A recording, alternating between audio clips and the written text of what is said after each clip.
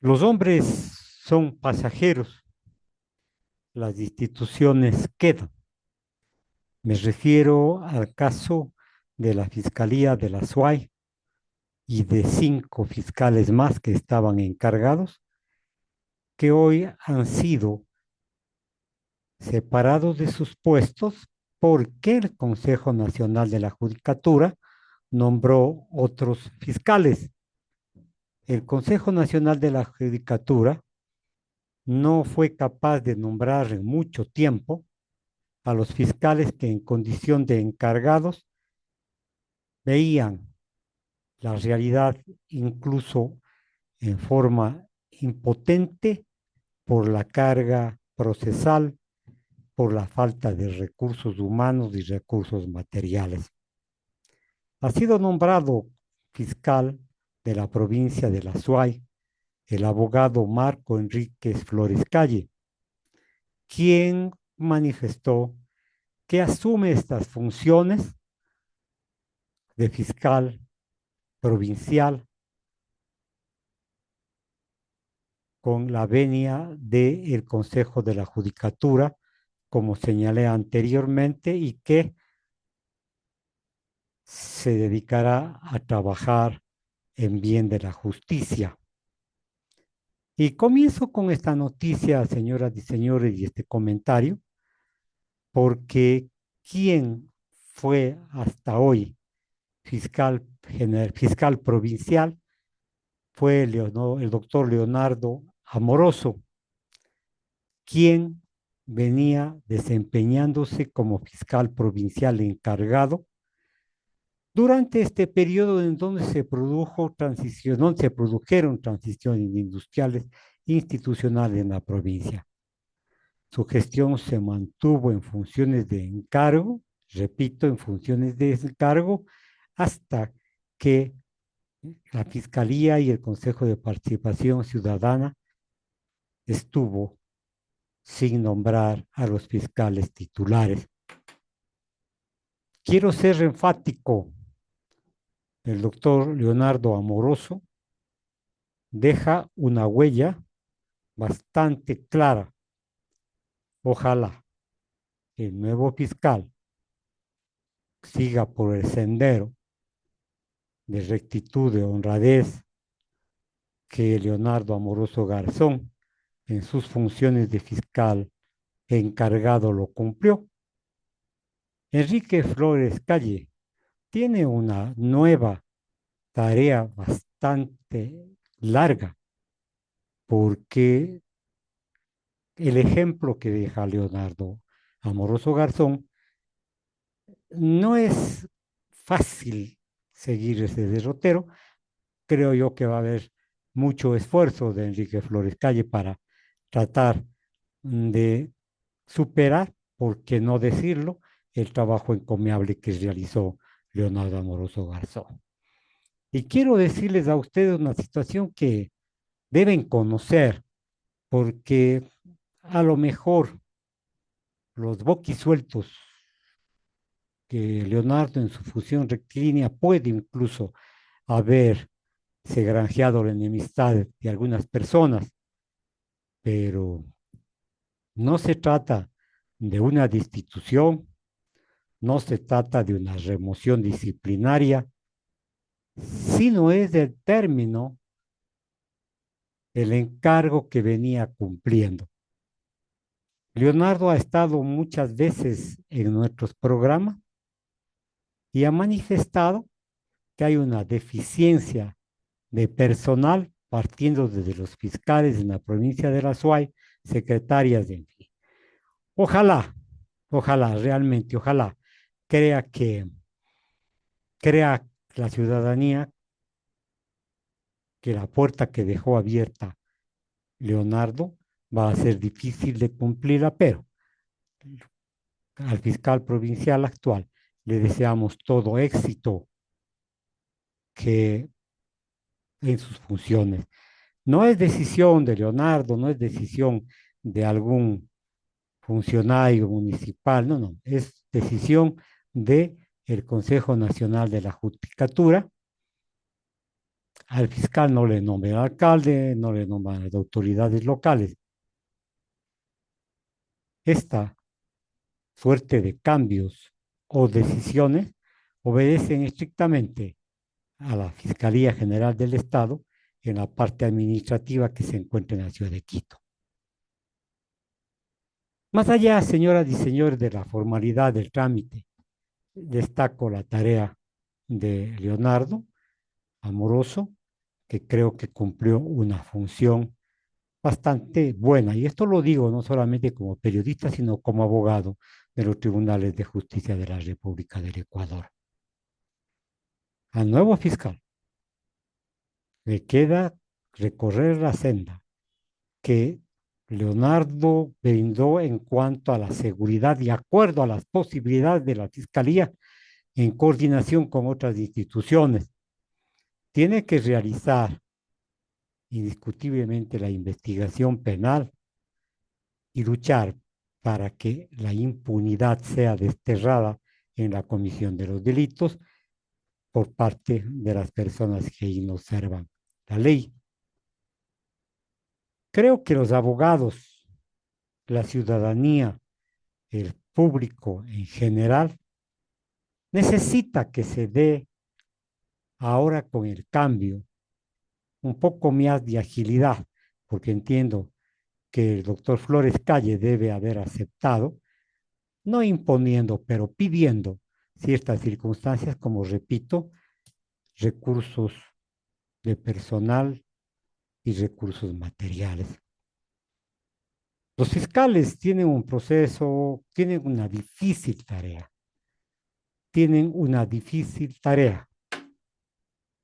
supervigilar que la presencia del fiscal sea efectiva en territorio, ver que los procesos avancen acorde a la ley. Entonces, señoras y señores, la situación no es fácil. Tiene que responder o entregarnos a nosotros resultados positivos en la Fiscalía Provincial de la SUAY. La Fiscalía, que es un órgano controversial, la ciudadanía está pendiente. O sea, esa percepción ciudadana incluso que se ha convertido en alarma, tiene que ser llevada con honradez, con disciplina, como ya dije anteriormente al iniciar el programa. No se trata de hombres o de nombres, se trata justamente del trabajo que la Constitución y las leyes les otorgan a los fiscales provinciales, a los fiscales cantonales. No somos nadie para fiscalizar el trabajo, pero lo que sí pido al nuevo fiscal es que tenga la apertura suficiente hacia los medios de comunicación para que informen a la ciudadanía desde la fuente y más no desde la especulación. Tiene que tomarse un tiempo el fiscal provincial para enterarse de la situación, para ver el trabajo fructífero que dijo Leonardo, o si es que puede mejorarlo, sería de esperar. Tiene necesariamente que a lo mejor implicar cierta dinámica en el Ministerio Público de la SUAY, de continuar con las investigaciones que se encuentran en curso. Sería funesto que no se llegue a término con las investigaciones. Estas son las misiones que tiene que cumplir el fiscal, a quien le deseamos suerte. Repito, a veces la fiscalía y la función judicial se demoran en cierto trámite. Según el fiscal encargado nacional, dice que más o menos 1 millón de causas se encuentran represadas o retardadas por la falta de fiscales, por la falta de los recursos necesarios. La fiscalía entra en este momento en una fase de transición, correcto, pero eso no significa que exista paralización o que deba existir. paralización de la tarea. Puedo decir con toda claridad como cuencano, como azuayo, como periodista, como abogado, que el Azuay se caracteriza por tener la gran mayoría de jueces y fiscales honorables y apegados al derecho. Ojalá esta percepción que tiene la ciudadanía y que la tengo yo como profesional se mantenga y podamos nosotros con la frente en alto decir en Azuay, en Cuenca, en los cantones, se practica la justicia con imparcialidad y se practica la justicia, se administra justicia con lealtad a las partes procesales. Suerte al nuevo fiscal, suerte al nuevo fiscal. Créanse que es una tarea difícil, pero ahí es cuando las instituciones surgen, cuando vienen personas con nuevas ideas, con nuevas formas de ver las circunstancias y allí entonces los desafíos al hombre les vuelven más grandes a las instituciones. Pasaré o paso a comentar algo sobre la minería, sobre la ley minera aprobada con 77 votos del día de ayer, entregados de medianoche en la madrugada, esta ley minera que según el gobierno y el presidente de la Asamblea Nacional se aprobó porque se necesita en la República del Ecuador para fortalecer los sectores estratégicos en cuanto a la minería, a la energía. Esta es una iniciativa, a decir de Ney 11, que es producto de la visión global que tiene el presidente de la República sobre la minería. El Ejecutivo nos ha llevado a pensar a varios sectores, o ha llevado a pensar a varios sectores ciudadanos, que esta ley va a solucionar algún tipo de problemas que tenemos en la República del Ecuador, como las mafias, como las mafias que imperan en la extracción aurífera.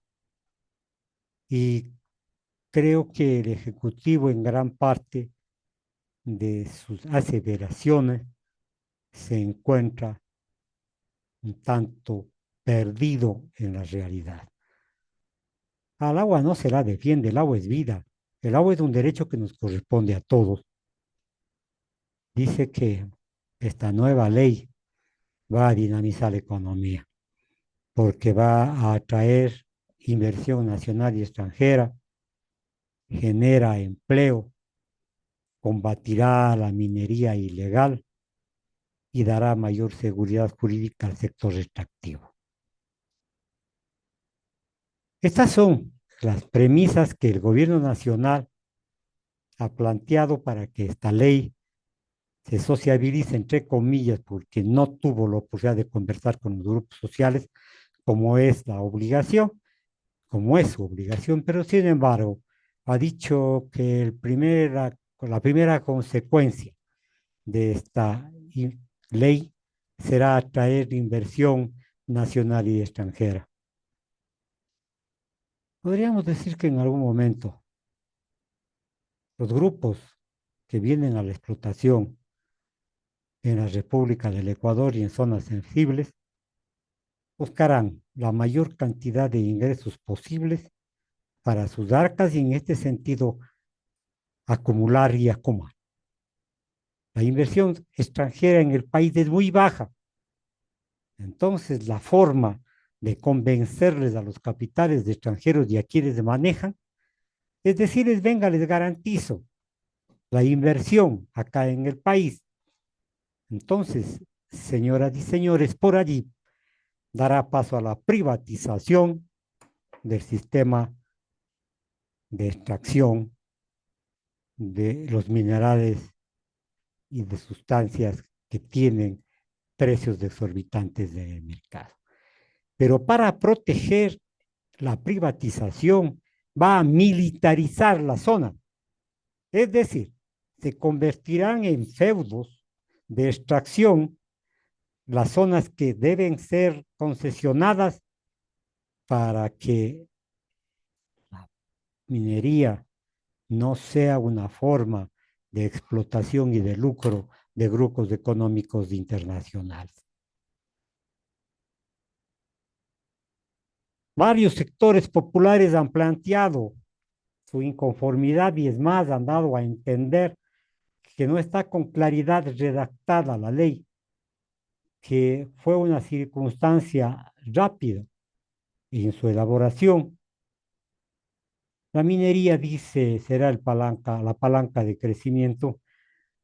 Perdonen, pero los países que tienen explotación minera, al menos en América Latina, no se ha visto su crecimiento de la economía nacional, sino solamente en Venezuela y en Chile.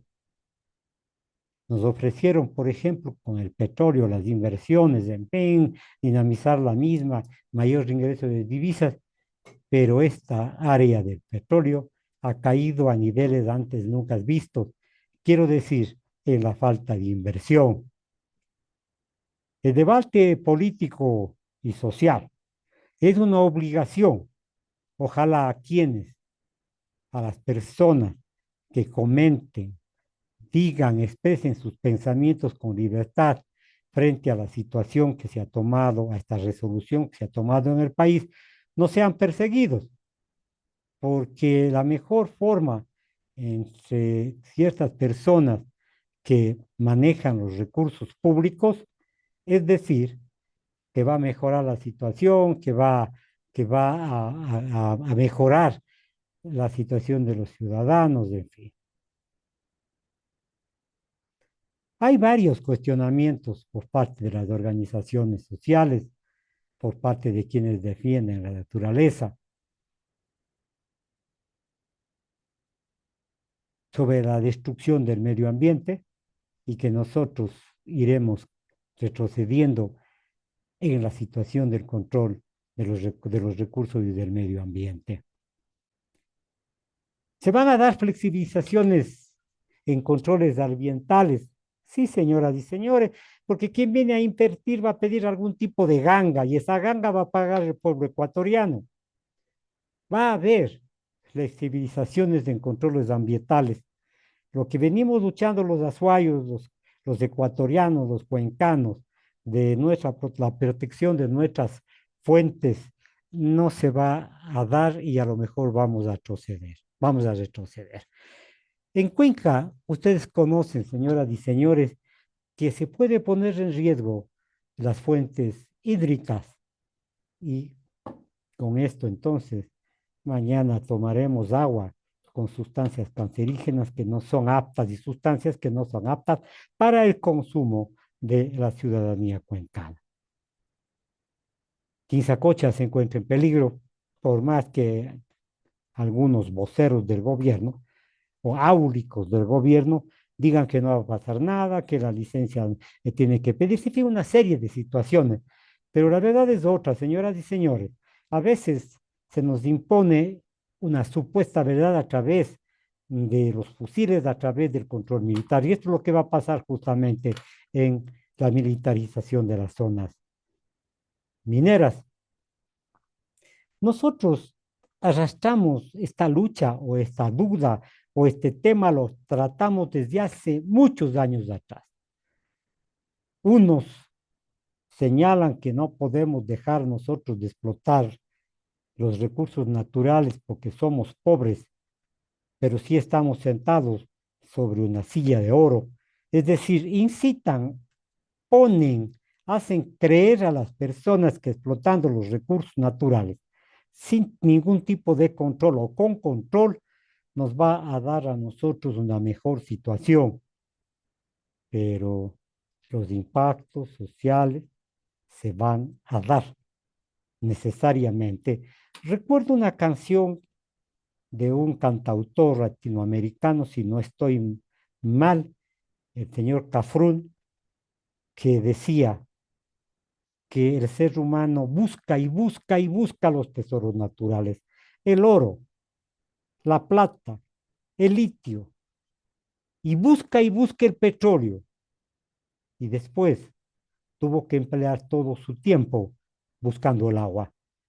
Es decir, este crecimiento nos puede perjudicar grandemente a nosotros los ciudadanos, a nuestro medio ambiente, a nuestros herederos, a nuestra prole.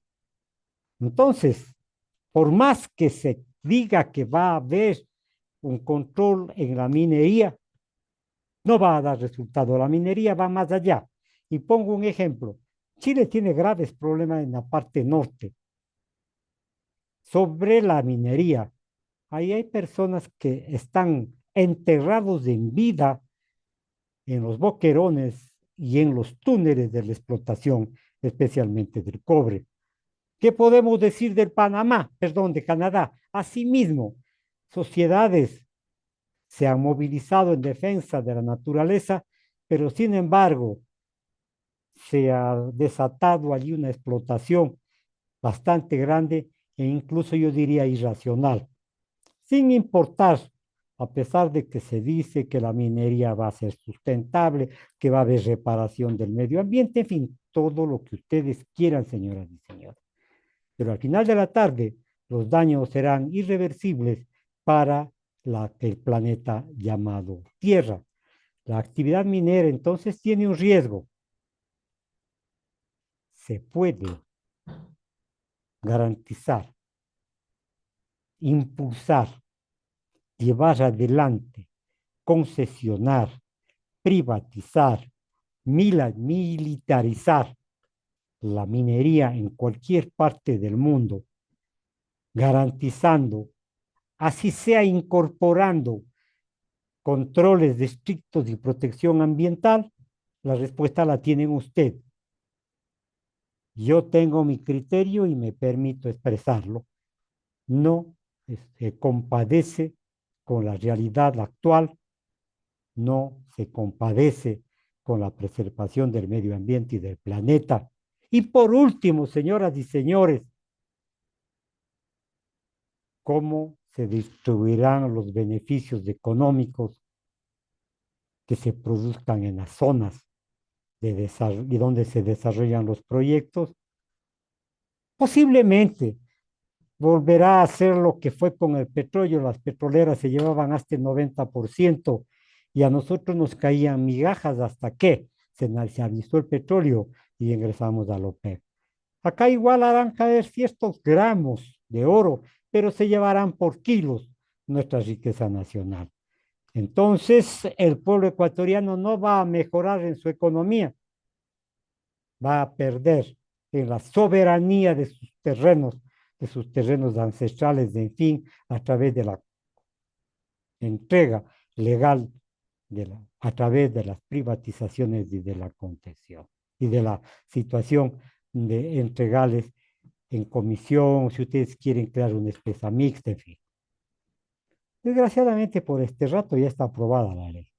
Fue festejada en la Asamblea por los adictos, perdón, por las adhesiones de ADN, 77 votos. La ley está aprobada, pero no hay que bajar la cabeza. No hay que bajar la cabeza, porque el pueblo ecuatoriano tiene todo el derecho de expresarse en las calles, incluso sobre la visión de preservar la tierra y la salud de los ecuatorianos. Entonces, nosotros tenemos que estar claros, tenemos que tener una visión a futuro, no pensando que mañana se va a llenar el bolsillo de dinero, porque nuestros hijos, posiblemente nuestros nietos vivan una situación precaria. Créanme, señoras y señores, que no estoy exagerando, pero se ve muy lejana la posibilidad de lograr un equilibrio entre el desarrollo económico y la protección social y ambiental. Las organizaciones sociales están pidiendo que el pueblo ecuatoriano salga a las calles a defender o a defendernos contra la agresiva ley minera aprobada. está la UNE, las centrales sindicales, las universidades, los ciudadanos están convocados a marchas ahora mismo y anoche frente a la Corte Constitucional se reunieron cientos de personas para pedir que esta ley sea decretada o sea calificada como institucional, como inconstitucional y deje de tener vigencia. Por allí tenemos que ir, señoras y señores, no nos queda otra alternativa sino la organización popular frente al abuso del poder. Aquí en el Azuay, en Cuenca, tenemos una conciencia más clara de lo que significa el medio ambiente. Y fuimos nosotros, los cuencanos, quienes construimos el quinto río, en donde la dignidad, en donde la solidaridad, en donde la racionalidad, en donde la preservación del ambiente estuvo presente. Entonces no podemos dar marcha atrás, por más que digan que Quinzacocha no ha pasado nada, que no se va a explotar, en fin. Santo Tomás de Aquino dijo, ver para creer. Nosotros acá posiblemente ya no tengamos el tiempo suficiente, pero verán nuestros hijos y nuestros nietos. Hasta aquí, señoras y señores, esta circunstancia de la crítica a la ley minera. La próxima semana reuniremos a personas que tienen más conocimiento sobre estos temas, personas que han luchado toda su vida, toda su juventud por defender a la naturaleza como madre de los ciudadanos y de las personas que vivimos en la corteza terrestre. La próxima semana, entonces, nosotros estaremos conversando con algunas personas, con algunos entendidos sobre la materia. Y otra noticia que me ha llamado a la indignación, si cabe la expresión. Según visión del señor presidente de la República, los médicos que realizan una tarea bastante interesante, yo diría la mayoría de médicos, porque en algunos se ha convertido en mercancía la salud. Sí, sí, no podemos negarlo, pero muchos médicos están practicando ese juramento que hicieron de defender a las personas, de curar a las personas, de prevenir las enfermedades. Y el señor presidente de la República, muy suelto de hueso, ha dicho que antes teníamos 20 minutos para la consulta médica y que eso es mucho tiempo y que los médicos tienen que despachar, diagnosticar, diagnosticar, medicar, o sea, la prescripción médica en 10 minutos. Señoras y señores, ¿creen ustedes que un médico pueda realizar un examen a conciencia, hacer un diagnóstico a conciencia con esos 10 pírricos minutos que destina, según el señor presidente, a controlar la salud de los ecuatorianos y a mejorar la salud de los ecuatorianos? Me parece increíblemente absurdo. Entonces hay que volverle más mediocre aún a la dación del servicio de salud, recortando los turnos para no, sí, pues, los turnos para no contratar más médicos. Van a aumentar la capacidad de atención y reducir los tiempos, porque según el decir de los señores del IES, esto hace que se genere a través de las quejas de los afiliados. Ha dicho los funcionarios del IES que en términos administrativos la medida busca la eficiencia. Mentirosos, porque un médico debe tomarse el tiempo que necesita para diagnosticar especialmente enfermedades graves o de enfermedades que necesitan incluso interconsulta, que necesitan exámenes médicos.